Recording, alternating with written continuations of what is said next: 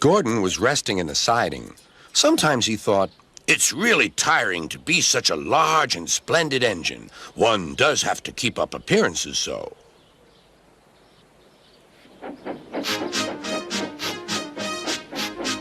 Beep, beep, beep, beep. Hello, lazy bones, whistled Henry.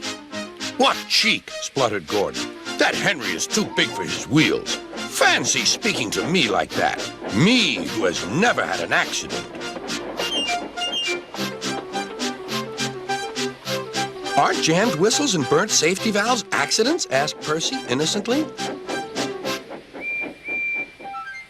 No, indeed. High spirits. Might happen to any engine. But to come off the rails like Henry did, well, I ask you, is that right? Is it decent? Then it was Henry's turn to take the express. Gordon watched him getting ready. Be careful, Henry. You're not pulling the flying kipper now. Mind you keep on the rails today.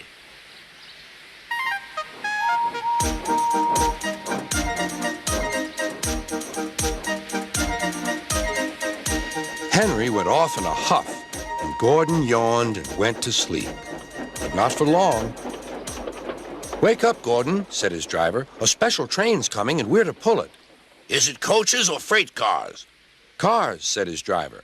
Cars, said Gordon.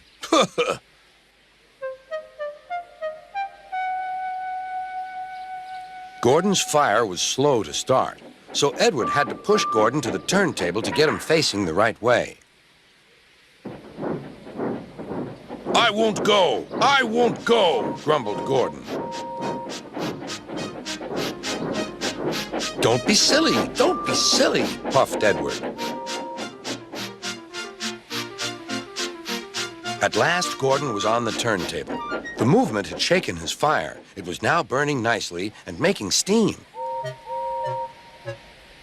Gordon was cross and didn't care what he did. He waited till the table was halfway round. I'll show them, he hissed. He moved slowly forward to jam the table, but he couldn't stop himself and slithered into a ditch. Whoosh! He hissed. Get me out! Get me out! Not a hope, said his driver and fireman. You're stuck, you silly great engine. Don't you understand that? They telephoned Sir Topham Hatt. So Gordon didn't want to take the special train and ran into a ditch? What's that you say? The special's waiting? Tell Edward to take it, please, and Gordon, leave him where he is. We'll get him out later. On the other side of the ditch, some little boys were chattering. Oh, doesn't he look silly? They'll never get him out. They began to sing. Silly old Gordon fell in a ditch, fell in a ditch, fell in a ditch. Silly old Gordon fell in a ditch, all on a Monday morning.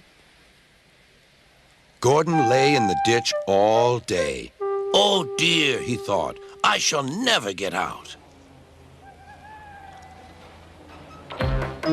But that evening they lifted Gordon and made a road of sleepers under his wheels to keep him from the mud.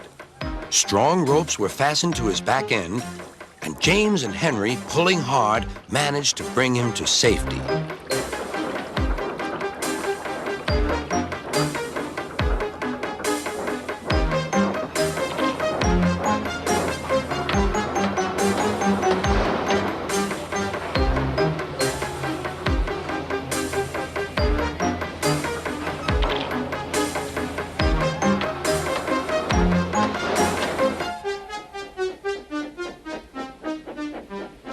Late that night, Gordon crawled home, a sadder and wiser engine.